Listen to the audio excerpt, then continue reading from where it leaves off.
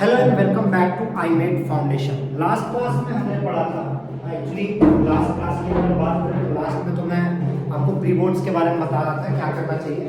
तो last class teaching class जो थी उसमें हमने पढ़ा था मेल रिप्रोडक्टिव सिस्टम के बारे में। अब हम पढ़ने वाले हैं फीमेल रिप्रोडक्टिव सिस्टम के बारे में। तो आइए स्टार्ट करते हैं। तो फीमेल रिप्रोडक्टिव सिस्टम की अगर हम बात करते हैं तो फीमेल रिप्रोडक्टिव सिस्टम में सबसे इंपॉर्टेंट जो होता है वो होता है इनका मेंस्ट्रुअल साइकिल और डायग्राम।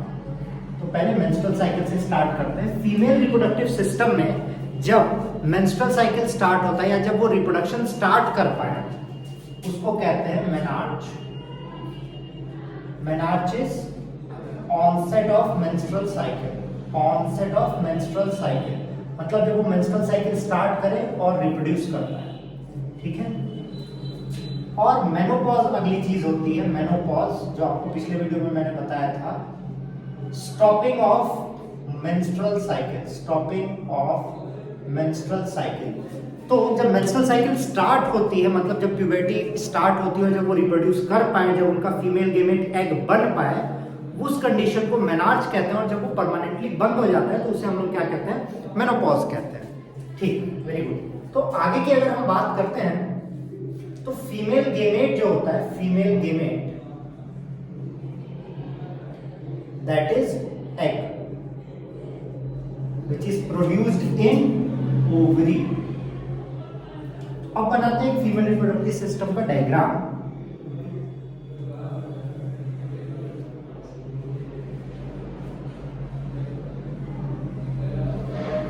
ये देखिए, ये होता है आपका फीमेल रिप्रोडक्टिव सिस्टम का डायग्राम।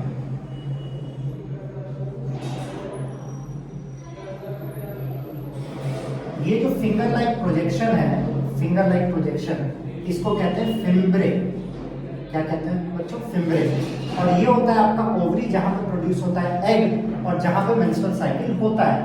इंपॉर्टेंट बात जानने वाली ये है कि हर महीने एक ही ओवरी मेंस्ट्रुअल साइकिल करती है, दोनों ओवरी एक साथ मेंस्ट्रुअल साइकिल नहीं करेंगी। गुड। इसके बाद यहाँ पे एक लाइनिंग होती है, अभी आपको इस लाइनिंग के बारे में बताया जाएगा। ये जो लाइनिंग है ये यूटेरस के अंदर पाई जाती है, जिसे वूम्ब भी कहते हैं। यूटेरस में 3 लाइनिंग होती है, तीनों के बारे में आपको भी बताएंगे। देखिए, तो ये होता है, ये होता है सर्विक्स, फिर यहां पे होता है वेजाइना, इसको कहते हैं यूटेरस या फिर वूम्ब, और ये पूरा ट्यूब कहलाता है। पूरा ट्यूब क्या कहलाता है बच्चों? फैलोपियन ट्यूब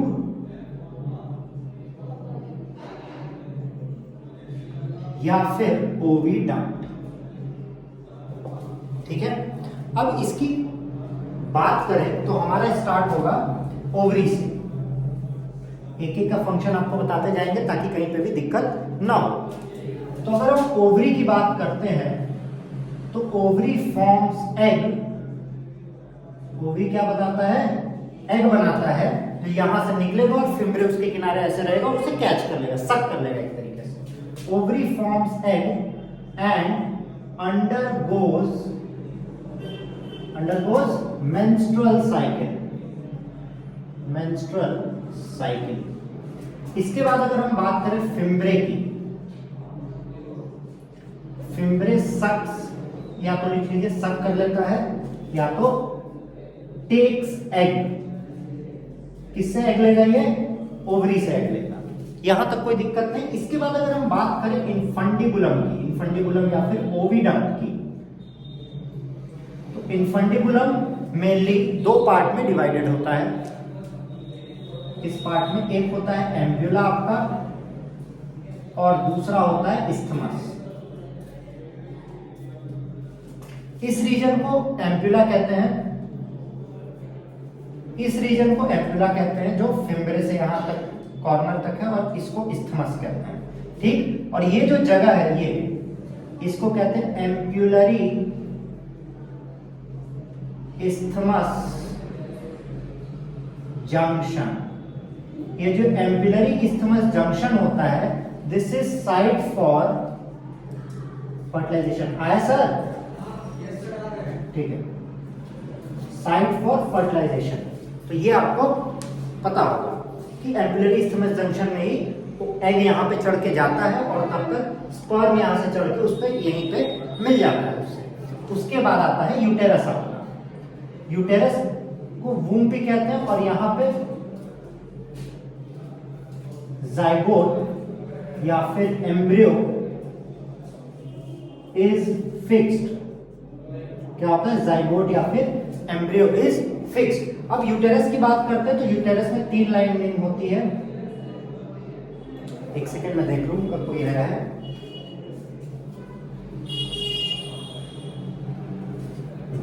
कोई आया था, सॉरी सर। तो 3 लाइनिंग होती है। पेरीमेट्रियम जो कि आउटर मोस्ट लेयर होती है, आउटर मोस्ट लेयर। फिर आता है मायोमेट्रियम, मायोमेट्रियम जो मिडिल लेयर होती है। और लास्ट में होता है एंडोमेट्रियम जो इनर मोस्ट लेयर होती है।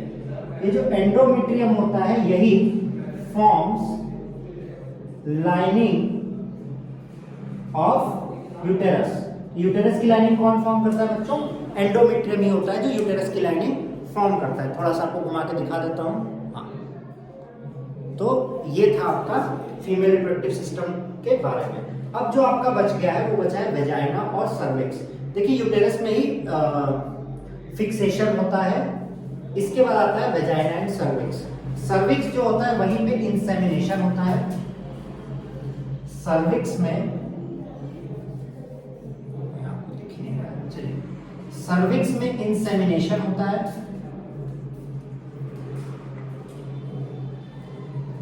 और फिर वेजाइना से चढ़ के जाता है। Vagina is acidic in nature, acidic in nature. इतनी बातें हमें फीमेल रिप्रोडक्टिव सिस्टम के बारे में पता चली।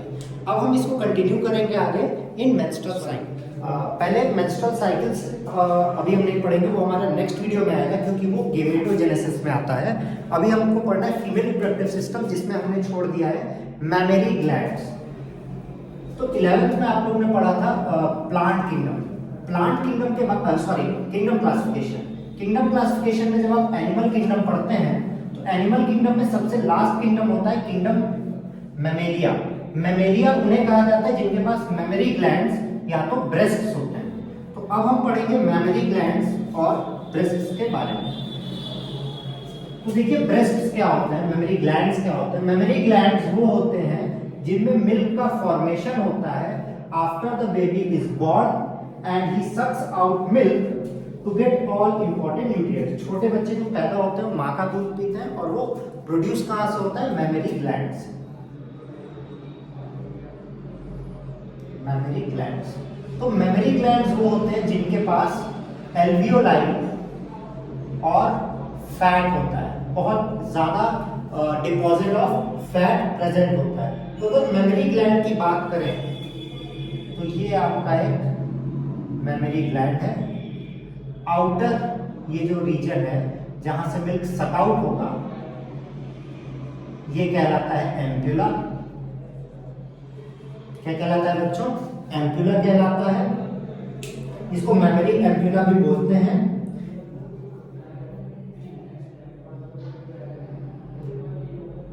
ये कनेक्टेड होता है कई सारे डक्ट से, ऐसे पतली पतली पाइप से कनेक्टेड होता है और इनको कहा जाता है मेमोरी डक्ट। ये जो मेमोरी डक्ट होता है ये डायरेक्टली एम्प्यूला से कनेक्ट होता है और अलग अलग जगह एल्वियोलाई या ग्लैंडुलर टिश्यू से जहां बनता है वहां से मिल्क कलेक्ट करता है। तो ये जो मेमोरी डक्ट है, मेमोरी डक्ट मैंने बताया, इसको मेमोरी ट्यूब्यूल भी कहते हैं और यही कई सारे मिलकर मेमोरी एम्प्यूला बनाते हैं। ठीक है, अब मेमोरी एम्प्यूला जो है वो कनेक्टेड है एल्वियोलाई से। मैं थोड़ा ऐसे बना दे रहा हूं ताकि डिफरेंस पता चले।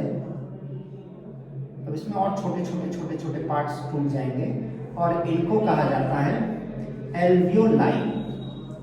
ये एल्वियोलाई में ग्लैंडुलर टिश्यू होता है।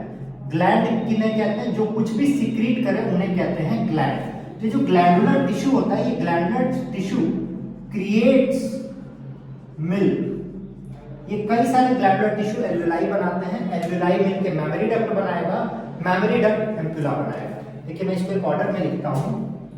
पहले ग्लैंडुलर टिश्यू होगा, ग्लैंडुलर टिश्यू का काम क्या होगा? Creates milk. कई सारे ग्लैंडुलर टिश्यू मिलके बनाएंगे एल्वेलाई, कई सारे एल्वेलाई मिलके बनाएंगे मेमोरी डक्ट